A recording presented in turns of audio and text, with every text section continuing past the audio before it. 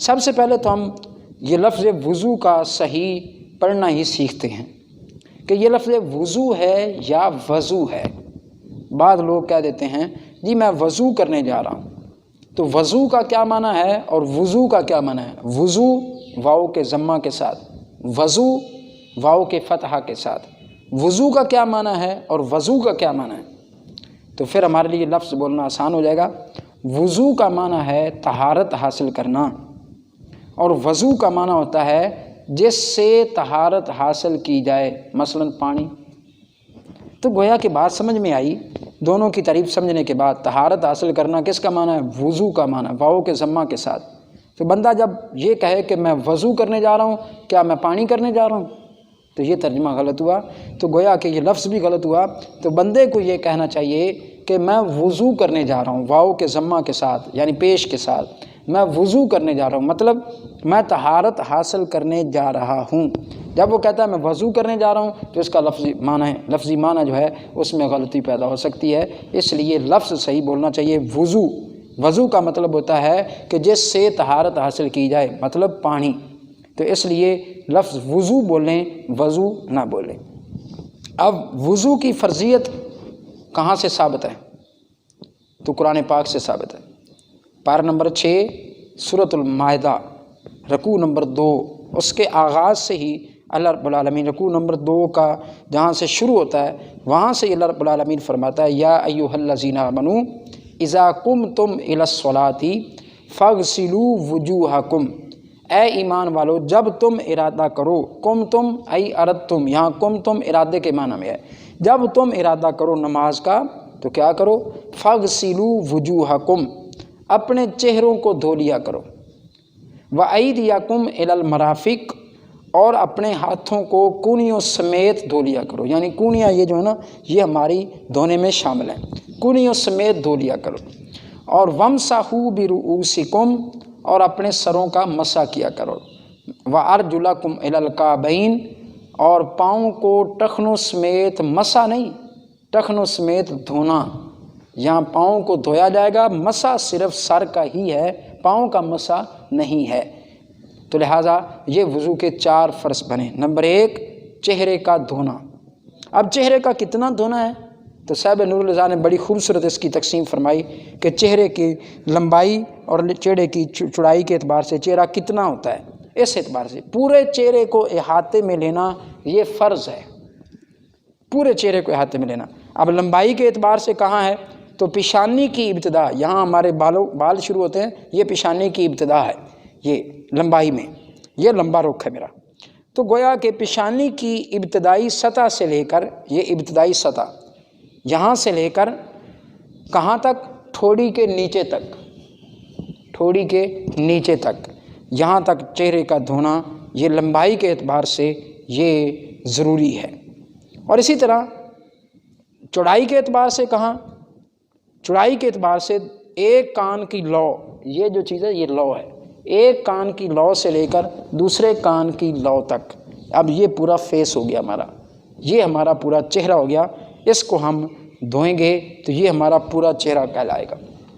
اور اسی طرح یہ پہلا فرض ہے جس کو میں نے مکمل تفصیل سے بنایا، یعنی آپ پیشانی کے بالکل جو آخری سطح ہے، ابتدائی سطح ہے، اس سے لے کر جہاں آپ کے بال شروع ہو رہے ہیں یہ ابتدائی سطح، یہاں سے لے کر ٹھوڑی کے نیچے تک، ایک کان کی لو سے لے کر دوسرے کان کی لو تک، اس مکمل چہرے کو دھونا انسان کے لیے وضو میں فرض قرار دیا گیا ہے۔ اور اسی طرح دوسرا ہے کونیوں سمیت ہاتھوں کا دھونا، کونیاں دھونے میں شامل ہیں۔ تیسرا ہے چوتھائی سر کا مسح کرنا، پورے سر کا نہیں، ہمارے نزدیک چوتھائی سر کا، یعنی سر کے چوتھے حصے کا آپ نے مسح کر لیا تو آپ فرض ادا کر چکے۔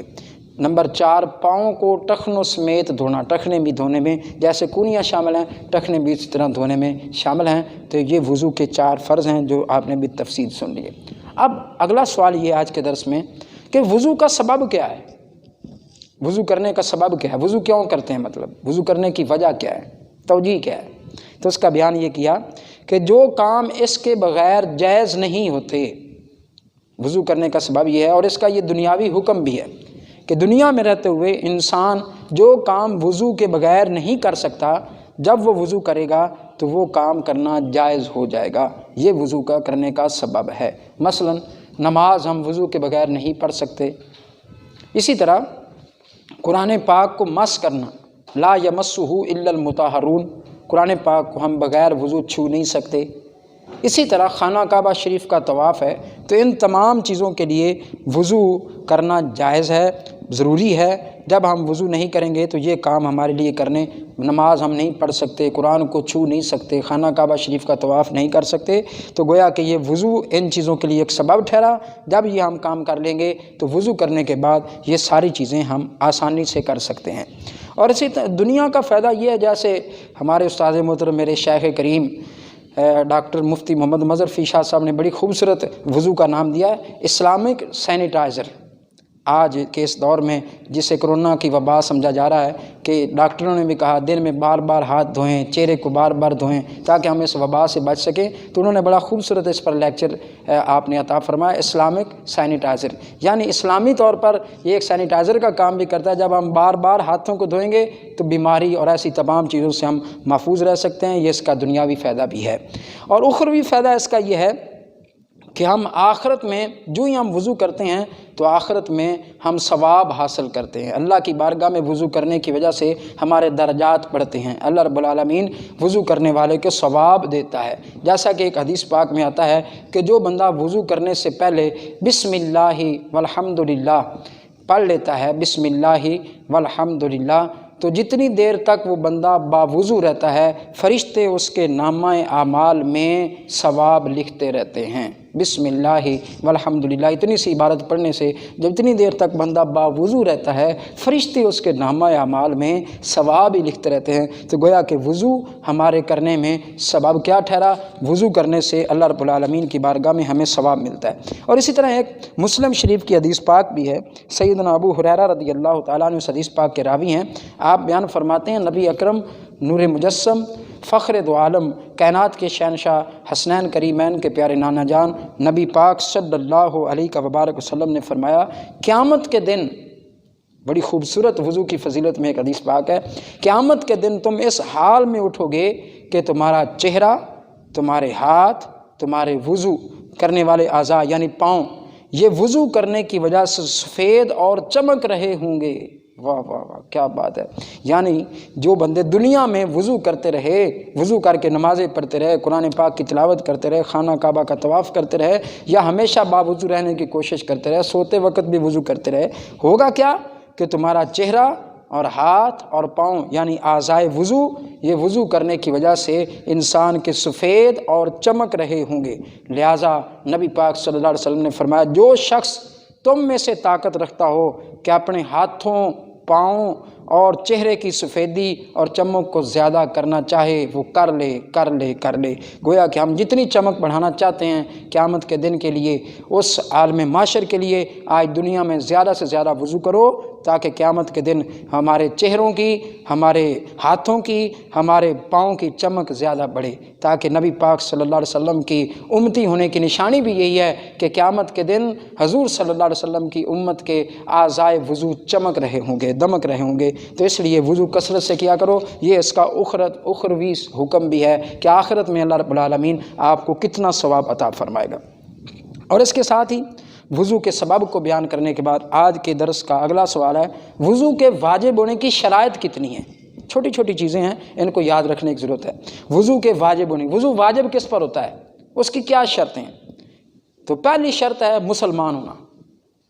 مسلمان ہی جانتا ہے طہارت کیا ہے۔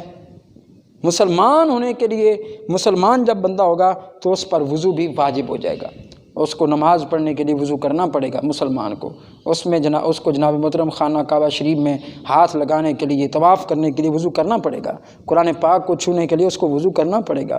گویا کہ مسلمان کے لیے ضروری ہے کہ وہ جناب محترم وہ وضو کرے، اور اس کے وضو کے واجب ہونے کی شرطوں میں پہلی شرط ہے مسلمان ہونا۔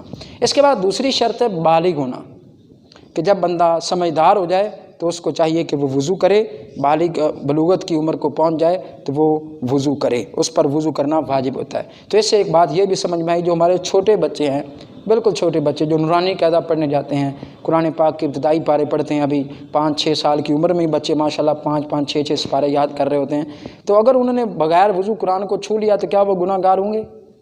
تو وہ گناہ گار، کیونکہ ان پر وضو کرنا واجب نہیں ہے۔ البتہ یہ ہے کہ ان کے ہاتھ اچھے طریقے سے اور منہ کو اچھے طریقے سے دھو دیا جائے۔ اگر وہ پورا وضو نہیں بھی کریں گے تو وہ نورانی قاعدے کو یا قرآن کو ہاتھ لگا لیں گے تو وہ جرم دار نہیں ٹھہریں گے۔ تو چونکہ وہ ابھی بالغ نہیں ہوئے، اس وجہ سے ان کے اوپر وضو کرنا واجب بھی نہیں ہوا۔ تو وضو واجب ہونے کی دوسری شرط ہے بالغ ہونا۔ نمبر 3، وضو کے واجب ہونے کی تیسری شرط ہے پانی کی اتنی مقدار ہو کہ جو وضو کے لیے کافی ہو۔ اب پانی، بندہ سفر میں ہے، پانی بھی بہت دور ہے، 2-3 میل 4 میل 5 میل 10 کلومیٹر کے فاصلے پر ہے، تو اب پانی کی اتنی مقدار نہیں ہے کہ آپ وضو کر سکیں۔ تو اب شریعت یہ حکم دیتی ہے کہ اب آپ پر وضو واجب نہیں ہے۔ وضو اس وقت واجب ہوگا جب پانی آپ کے پاس کثیر ہو، پانی اتنی مقدار میں ہو کہ اس کو آپ اپنی ضروریات کے لیے استعمال کر سکتے ہوں، تو اس وقت آپ پر وضو واجب ہو جائے گا، ورنہ وضو کا نائب آ جائے گا، یعنی مطلب تیمم کر سکتے ہیں۔ اس کے بعد تیسری کہ شرط کے بعد چوتھی شرط یہ ہے کہ وضو کب واجب ہوتا ہے؟ جب آپ ناپاک ہوتے ہیں، یعنی حدث اصغر جب آپ کو لاحق ہوتا ہے تو وضو واجب ہوتا ہے۔ حدث کا پایا جانا، حدث سے مراد میں نے شروع میں بھی عرض کیا کہ اس حدث سے مراد حدث اصغر ہے۔ جب آپ ناپاک ہوتے ہیں یعنی چھوٹی ناپاکی لاحق ہوتی ہے، وضو کے لیے ہوا کا خارج ہو جانا، خون کا نکل کر بہہ جانا، قے آ جانا منہ بھر کے، جب ایسی صورتیں پیدا ہو جاتی ہیں تو اس صورت میں بندے کے لیے وضو کا واجب ہونا شرط ہو جاتا ہے۔ یا آپ نے پیشاب کر لیا، قضائے حاجت کر لی، تو پھر وضو کرنا آپ کے لیے واجب ہوتا ہے جب حدث اصغر لاحق ہو، تو ورنہ آپ کو وضو کرنے کی دوبارہ ضرورت نہیں ہے۔ مگر آپ کریں گے تو اللہ رب العالمین بڑا رحیم ہے، کریم ہے، دوبارہ وضو کرنے پر بھی آپ کو ثواب ضرور عطا کیا جاتا ہے۔ اسی طرح اگلی شرط یہ ہے کہ عورت جب ایام مخصوصہ میں ہو، یعنی اس کے ماہانہ پیریڈ چل رہے ہوں، جسے ہم کہتے ہیں حیض، جو اس عورت کو ہر مہینے ماہانہ عارضہ لاحق ہوتا ہے اسے حیض کہتے ہیں، یا اسی طرح نفاس کی حالت، جو بچہ پیدا ہونے کے بعد پیریڈ سسٹم شروع ہوتا ہے اسے نفاس کہتے ہیں، بچہ پیدا ہونے کے بعد جو خون کا جاری ہونا اس کو نفاس کہا جاتا ہے۔ تو حیض اور نفاس ہوگا تو عورت پر وضو واجب نہیں ہوگا۔ جب عورت ان ایام سے گزر جائے گی تو اس وقت عورت کے لیے ضروری ہے کہ وہ وضو کرے گی اور اس کا وضو بھی ہوگا، اس وقت اس کو پاکیزہ بھی شمار کیا جائے گا اور پاک بھی شمار کیا جائے گا۔ اس طرح آخری شرط وضو کے واجب ہونے کی یہ ہے کہ وقت تنگ نہ ہو۔ یہ 5 شرطیں وضو کے واجب ہونے کی ہے۔ نمبر 1، بالغ ہونا، مسلمان ہونا، پانی کی اتنی مقدار ہو کہ وہ وضو کے لیے کافی ہو، اسی طرح حدث کا پایا جانا، حیض اور نفاس سے پاک ہونا، وقت تنگ نہ ہونا، یہ ساری شرطیں وضو کے واجب ہونے کی ہیں۔ اور اس کے ساتھ آخری سوال آج کے درس کا کہ وضو کے صحیح ہونے کی کتنی شرطیں ہیں؟ وہ تو وضو کے واجب ہونے کی شرطیں تھیں نا، وضو صحیح کتنی شرطوں کے ساتھ ہوتا ہے؟ تو نمبر 1، 3 شرطیں اس کی صاحب نور الرضا نے بیان فرمائی ہیں کہ وضو کے صحیح ہونے کی 3 شرطیں ہیں۔ پہلی شرط یہ ہے کہ اعضائے وضو پر پانی پہنچ جائے۔ اعضائے وضو پر پانی کا پہنچانا یہ وضو کے صحیح ہونے کی شرطیں ہیں۔ بندے نے چہرہ تو دھو لیا مگر چہرے کا کچھ حصہ خشک رہ گیا تو آپ کا وضو تو نہ ہوا۔ اسی طرح آپ نے پاؤں تو دھو لیے مگر پاؤں کی انگلیوں کے درمیان آپ کی جگہ خشک رہ گئی، ایڑیاں خشک رہ گئیں تو کیا دھویا؟ اس طرح ہاتھ تو کونیوں تک دھو لیے مگر کونیوں سمیت نہیں دھوئے تو آپ کا وضو تو نہ ہوا۔ اس لیے اعضائے وضو تر کرنا اور اس تک پانی پہنچانا یہ وضو کے صحیح ہونے کی شرائط ہیں۔ گویا کہ جب آپ نے اعضائے وضو پر مکمل پانی نہ پہنچایا تو آپ کا وضو درست نہ ہوگا۔ اسی طرح جو چیز وضو کے خلاف ہے اس کا ختم ہو جانا پھر وضو صحیح ہوگا، ورنہ وضو صحیح نہیں ہوگا۔ اسی طرح جیسے عورت کو حیض کا پیریڈ چل رہا ہے، نفاس کا پیریڈ چل رہا ہے، سسٹم چل رہا ہے، تو ان دنوں میں عورت جب وضو کرے گی بھی تو اس کا وضو صحیح نہیں سمجھا جائے گا۔ جب عورت ان ایام سے باہر آ جائے گی تو اس کے بعد عورت وضو کرے گی تو اس کا صحیح ہوگا وضو، ورنہ عورت کا وضو درست نہیں ہوگا۔ اسی طرح جیسے پیشاب کے قطرے، بندہ تندرست ہے، بیمار نہیں ہے، ایک تو نا معذور آدمی، اس کا وضو تو ہو جائے گا کہ پیشاب کے قطرے چل بھی رہے ہیں تو مگر وضو ہو جائے گا، مگر جو بندہ تندرست ہے اس کے پیشاب کے قطرے بھی نکل رہے ہیں تو وہ ساتھ ساتھ وضو بھی جاری رکھے تو اس بندے کا وضو نہیں ہوگا جب تک وہ پیشاب کے بول کے قطروں کو روک نہیں دیتا یا اس سے اطمینان حاصل نہیں ہو جاتا، اس وقت تک وہ بندہ وضو کو شروع نہیں کر سکتا۔ تیسری شرط وضو کے صحیح ہونے کی یہ ہے کہ جو چیز جسم پر پانی کے پہنچنے میں رکاوٹ بنتی ہے اس کا دور کرنا، جو چیز پانی کے پہنچنے میں جسم پر رکاوٹ بنتی ہے اس کا دور کریں گے تاکہ پانی پہنچے، یہ وضو کے صحیح ہونے کی شرط ہے۔ مثلا چربی یہ آپ نے جسم پر چڑھا لی تو وہ تو نہیں ٹھیک ہے۔ اس طرح موم جب آپ نے ہاتھ پہ چڑھا لیا اور ساتھ چہرے پر لگا لیا، جیسے آج کل عورتیں وہ ناخن اپنے ناخنوں کے اوپر چمیٹ لیتی ہیں، وہ لگا لیتی ہیں، تو کیا پھر اس صورت میں وضو ہو جائے گا؟ تو وہ اس کے نیچے اگر پانی نہ پہنچا ناخنوں کے نیچے تو وضو درست نہیں ہوگا۔ اسی طرح ناخن پالش عورت لگا لیتی ہیں تو ناخن پالش کی صورت میں بھی وہ بھی ایک طے بن جاتی ہے موم کی طرح، تو اس کے نیچے بھی پانی نہیں پہنچتا، اس وجہ سے وہ جب عورت ناخن پالش لگا کے رکھے گی تو اس کا وضو نہیں ہوگا، جب وضو نہیں ہوگا تو غسل بدرجہ اولیٰ نہیں ہوگا۔ اس لیے وضو کے صحیح ہونے کی یہ 3 شرطیں ہیں۔ پہلی شرط اعضائے وضو پر پانی کا پہنچ جانا، جو چیز وضو کے خلاف ہے اس کا ختم ہو جانا، اور جو چیز جسم پر پانی کے پہنچنے میں رکاوٹ بنتی ہے اس چیز کا ختم ہو جانا، جیسے ناخن پالش، موم، چربی، تو یہ تمام چیزوں سے بندہ وضو صحیح نہیں کر سکتا۔ ان چیزیں ختم ہوں گی، حیض ختم ہوگا تو وضو صحیح ہوگا، نفاس کا خون ختم ہوگا تو عورت کا وضو ٹھیک ہوگا، ناخن پالش اتارے گی تو وضو صحیح ہوگا، اس طرح موم اتارے گی، چربی اتارے گی اوپر چڑھی ہوئی تو وہ موم درست ہوگا وضو، علاوہ ازیں وضو بندے کا یا عورت کا درست نہیں ہو سکتا۔ اسی طرح مہندی کی صورت میں کیا حکم ہے؟ جب مہندی لگا لی آپ نے، وہ خوش ہو گئی اوپر سے آپ نے اتار بھی لی، مگر رنگ چڑھا ہوا مہندی کا ہاتھوں پر پاؤں پر، تو پھر کیا ہے؟ تو مہندی کی صورت میں وہ پانی وہ اپنی کوئی طے نہیں رکھتی، وہ صرف ایک رنگ ہے، کلر ہے، تو یہ صورت جو ہے وہ وضو کے لیے معنی نہیں ہے۔ مہندی کی صورت میں مہندی کے پھول بوٹے جو بیل بوٹے آپ بنا لیں گے، اس صورت میں عورت اگر وضو کرے گی تو یہ وضو کے لیے ممانعت نہیں ہے، اس صورت میں وضو ہو جائے گا۔ واللہ اعلم بالصواب۔